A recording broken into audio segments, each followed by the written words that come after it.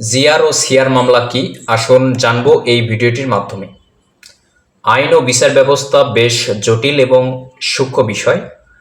অনেকের জন্য ফৌজদারি মামলার বিভিন্ন প্রক্রিয়া বোঝা কঠিন হয়ে পড়ে।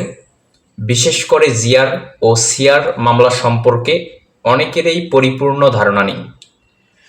সংক্ষেপে বললে, থানায় দায়ের করা মামলা জিআর মামলা এবং আদালতে দায়ের করা মামলা হচ্ছে সিআর মামলা।